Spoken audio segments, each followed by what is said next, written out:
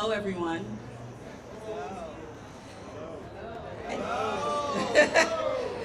thank you for joining us today. We're going to get started. My name is Raditha Abraham Nichols. I am the chapter president for UUP at Downstate, but today I'm speaking as a representative for Brooklyn for Downstate. Brooklyn for Downstate is a nonprofit organization dedicated to utilizing the voices of the Brooklyn community in pursuit of high quality, thriving, and the modernization of SUNY Downstate Health Science Center. The members of the community, including each and every one of you here, have been standing here together for years to advocate for this community and this hospital. Earlier this year, we formed Brooklyn for Downstate to have a collective voice, and your role in this process is invaluable. On behalf of Brooklyn for Downstate, we deeply appreciate your presence here today, and we are here to release a critical report that includes data analysis and recommendations for the future of SUNY Downstate. Brooklyn for Downstate authored this report with the assistance of experts in the health law and government relations. That group is Hinman Stroud. I will introduce Matt Leonardo from Hinman Stroud shortly to walk through the report details and recommendations. Investing in healthcare service in Brooklyn is necessary. The recommendations outlined in this report are supported by the Brooklyn for Downstate Steering Committee. The committee is comprised of faith-based leaders, community members, and healthcare leaders. People who are part of Brooklyn and that have a relationship with this community and the people that live in it. I'm proud to serve on this committee and to be here with you for the path forward. First, I want to share with you why SUNY Downstate is essential for the community. It serves about 3 million people across Brooklyn. The Health Science University is committed to educating future healthcare leaders and professionals. It's the only academic medical center in Brooklyn, and it has research and community health programs, and it is an economic engine of Brooklyn and makes a difference to Brooklyn residents. I will tell you, I've heard a lot of stories about wonderful things that happen here at Downstate, especially during COVID. And as a clinician myself, I have been with patients during the COVID pandemic as the nurse manager in the emergency department. And you know, I've been asked a lot of time, what will happen here? What will happen here is that we will rebuild this hospital, we will serve this community, and we will do what we need to do in central Brooklyn for healthcare disparities. And with that, I'd like to introduce Matthew Leonardo from Hinman Stroud to give you the highlights of this report. Matthew?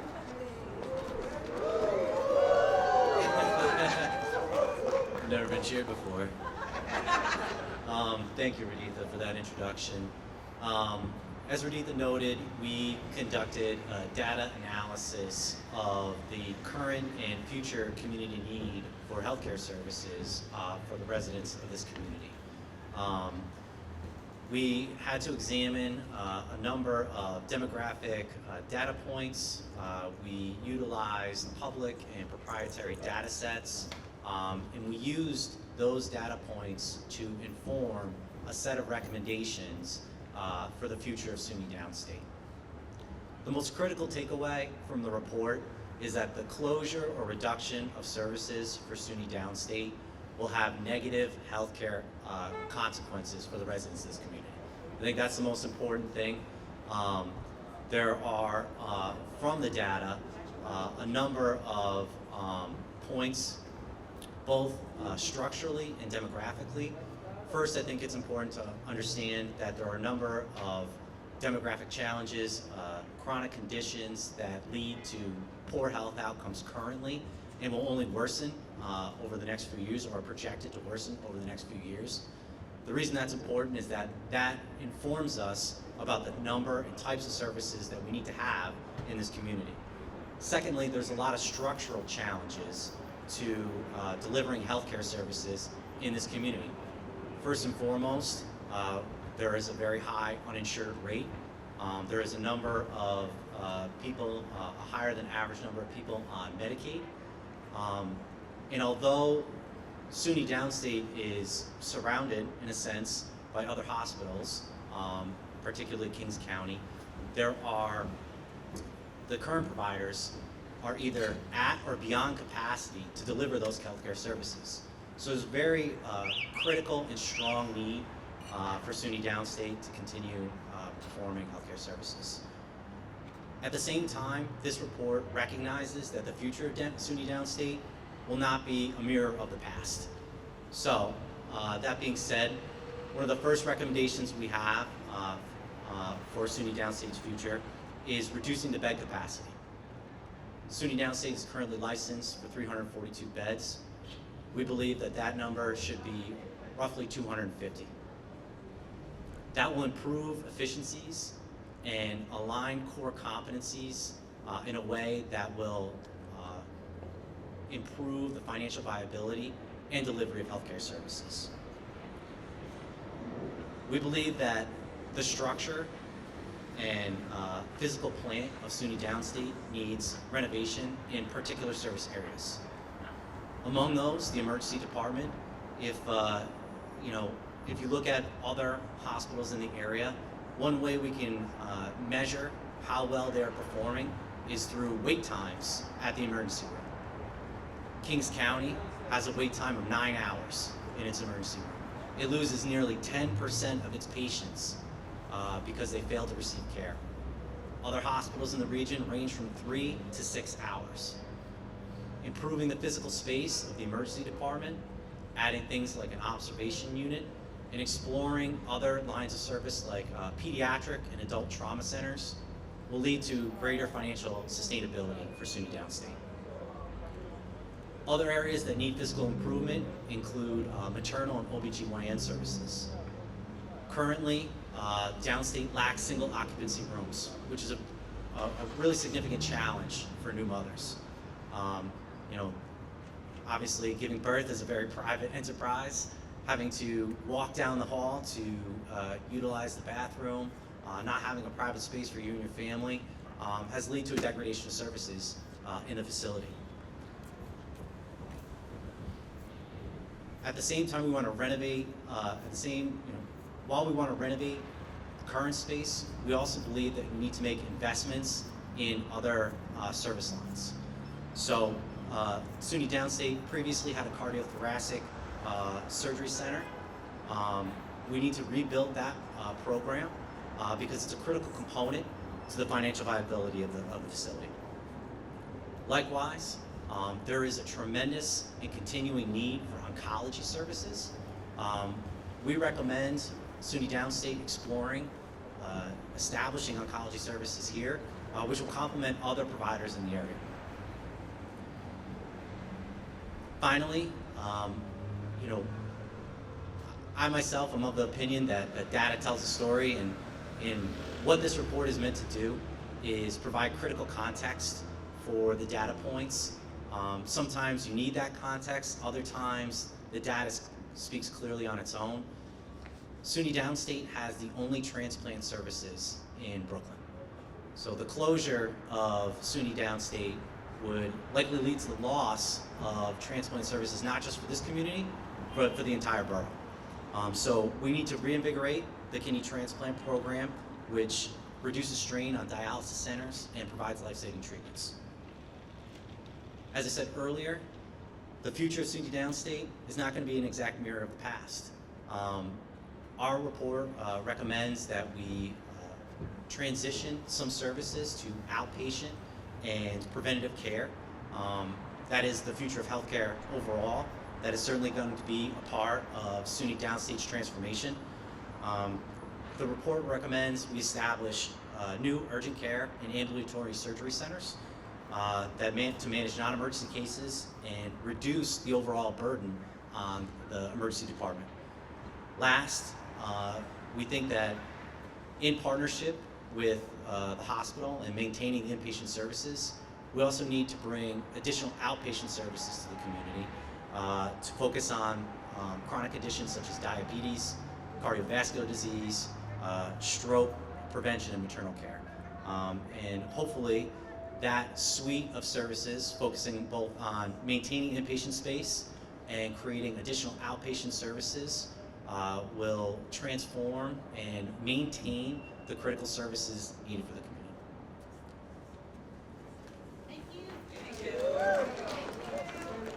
Thank you, Matt. I would like now to introduce another member of the steering committee, Bishop Finlater, to say a few words.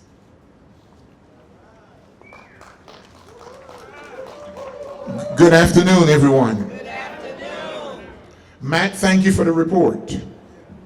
But that report says what we have been saying for 1 year.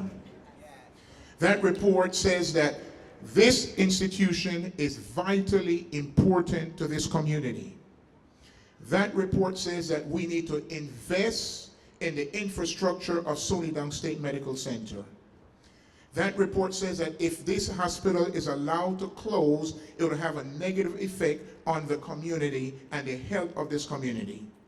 And that's why we are here in the cold again, to say to Albany, to say to SUNY, that we will not allow you to close this hospital. Now, you know we are serious when we come out in the cold, because SUNY Downstate is vital to this community and is vital to Brooklyn. And so we want to work with Albany. We want to work with SUNY. In fact, we demand that they work with us. And we need to get this report to them so that they will see a holistic approach to improving healthcare here in central Brooklyn. And I'm excited to stand with the union. I'm excited to stand with the workers, because this is our community. We live here. We work here. We have vested interest here, and we're not going anywhere. And so finally, I say to Albany, I say to the governor, I say to her team, I say to the chancellor, I say to SUNY, work with us. We are not unreasonable. We have a report that says we're not just being emotional, but we're being thoughtful, and we know what is best for our community. We don't need folks to stay in Albany and tell us what we need. We don't need folks to stay in Albany and tell us what we should have. We are thoughtful people. That's why we have a professional company to give us a report that substantiates what we've been saying. Now, the issue is finances. But that's really not the issue. The issue is the will to keep the hospital open. Because the state of New York has a budget of $216 billion with a B. The issue is, does Albany think SUNY Downstate is important enough to invest in SUNY Downstate? Does Albany think East Flatbush and Central Brooklyn is important enough to invest in Central Brooklyn? And so we're going to put all of our legislators on notice that we're going to hold you accountable. We elected you. We sent you to Albany, not to advance your own cause, not to build your professional resume, but we sent you to Albany to advocate for our community and your community, and we will hold you accountable, because Brooklyn needs Downstate. Brooklyn needs, Brooklyn needs, Brooklyn needs, and we are not going to stop. We're not giving up. It may be cold, it may be hot, it may be raining, it may be snowing, but we are going to stand tall until we get the resources to renovate this hospital and make sure that this hospital is viable. Finally, the audacity of Albany to try to close a hospital when the state of New York, don't forget, the state of New York called on Downstate to save us during COVID. Downstate saved Central Brooklyn.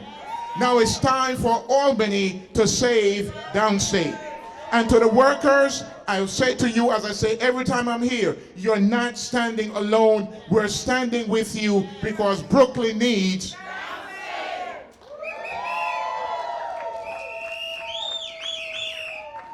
Thank you so much, Bishop. That was so inspiring.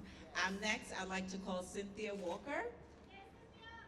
Cynthia represents PEF, and she'll give us a few words.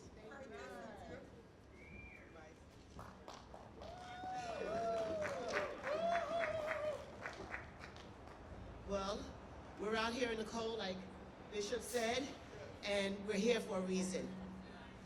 We're here to fight. And we're not gonna stop, as he said, until because when we fight, we what? We win. And we're gonna win. Through the grace of the Lord, we're gonna win, and these stores are gonna stay open. Because we are doing the work, okay, to help the people that can't afford. You know, it shouldn't be your zip code that determines if you live or die.